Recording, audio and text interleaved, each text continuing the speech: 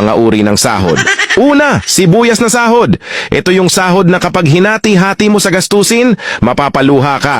Pangalawa, pampapayat na sahod. Ito yung sahod na habang tumatagal, pakonti ng pakonti, ang natitirang pangkain mo.